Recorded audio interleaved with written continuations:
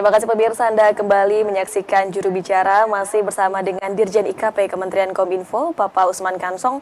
Pak Dirjen, kita telah membahas mengenai perubahan kedua Undang-Undang ITE, kemudian juga yang termasuk di dalamnya ialah pembahasan mengenai identitas digital. Nah, kita semua ingin tahu nih Pak, terkait dengan keamanan yang akan diusung ataupun keamanan yang akan diaplikasikan ke dalam Undang-Undang ITE ini. Nah, dengan format digital ini tentu akan menjadi tantangan yang lebih besar begitu Pak. Apalagi berdasarkan data nasional Cyber Security Index, skor indeks Indonesia terkait dengan keamanan siber ini ternyata masuk ke dalam kategori ketiga terendah di antara negara G20. Bagaimana tanggapannya Pak?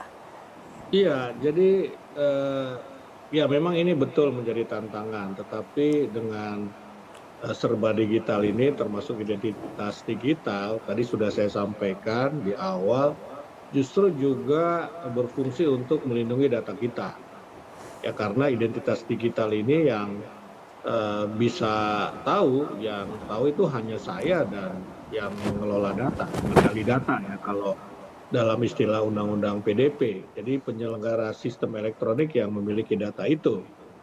Dan ini kan sudah diatur di dalam Undang-Undang PDP, ya Undang-Undang PDP sehingga mudah-mudahan ya kalau ekosistem perlindungan data kita sudah terbentuk begitu dengan adanya Undang-Undang PDP, Undang-Undang ITE, ditambah lagi infrastruktur dan sumber daya manusia yang terliterasi tadi yang tidak boleh begitu saja, tidak boleh sembarangan memberikan data pribadi.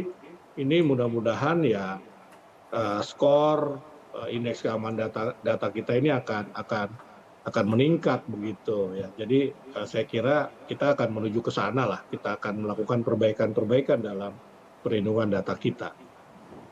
Baik, Kementerian Kominfo dalam hal ini terus menyiapkan ekosistem pelindungan data yang sudah terbentuk dan akan menyiapkan ke depannya agar diharapkan skor indeks penilaian tersebut ini dapat meningkat di tahun ini bahkan di tahun selanjutnya begitu Pak Dirjen. Terakhir Pak Dirjen, dalam transformasi digital di Indonesia tentunya membutuhkan suatu pondasi. Nah, dalam hal ini yang saya maksudkan adalah terkait dengan infrastruktur digital. Nah, apa saja yang telah disiapkan oleh Kementerian Kominfo, Pak? Ya, jadi saya kira transformasi digital itu harus meliputi 3 hal, ya, termasuk dalam ekosistem perlindungan data. Yang pertama adalah infrastrukturnya. Ya, infrastruktur ini terkait dengan teknologi perlindungan datanya. Ya, kita harus siapkan. Nah, yang sekarang sedang kita siapkan antara lain kan Pusat Data Nasional. Yaitu kita siapkan.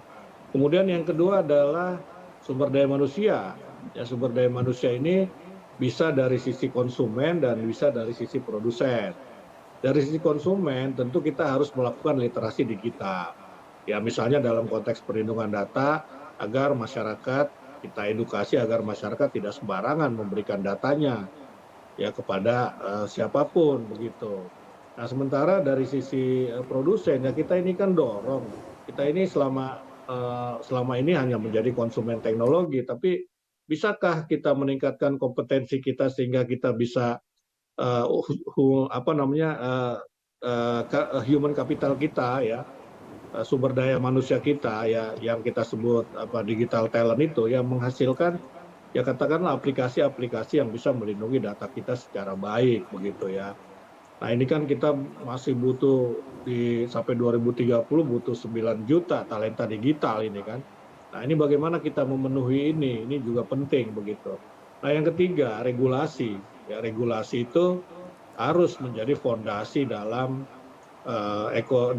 membentuk ekosistem perlindungan data kita begitu. Ya kita sudah punya beberapa regulasi di bidang penyelenggaraan sistem elektronik ya antara lain tadi yang kita bahas Undang-Undang ITE yang sudah 2 kali mengalami revisi, kemudian Undang-Undang PDP dan banyak lagi ada PP 71 yang akan kita revisi juga. Kemudian nanti akan ada 3 PP baru berkaitan dengan Undang-Undang ITE dan ada peraturan Menteri Kominfo. Kita punya banyak sebetulnya regulasi di bidang digital. Nah, kalau 3 hal tersebut ya sudah kita wujudkan, maka saya kira ekosistem perlindungan data kita ini akan semakin baik begitu. Baik, sehingga bagaimana infrastruktur teknologi, kemudian juga perkembangan SDM, peningkatan kualitas SDM, dan juga regulasi ini menjadi pondasi suatu dalam membentuk sistem perlindungan data yang ada di Indonesia saat ini, Pak Dirjen. Terima kasih banyak Pak Dirjen telah bergabung bersama kami, Pak, dalam perubahan kedua Undang-Undang ITE dalam program Juru Bicara hari ini. Terima kasih banyak Pak Dirjen, selamat malam, selamat melanjutkan aktivitas. Selamat malam. Dan pemirsa, itulah juru bicara hari ini bersama dengan Dirjen IKP Kemenkominfo Republik Indonesia, Bapak Usman Kansong. Juru bicara akan kembali setiap Senin pukul 20 waktu Indonesia Barat. Saya Bilqis Sabila pamit dari hadapan Anda. Terima kasih, selamat malam dan sampai jumpa.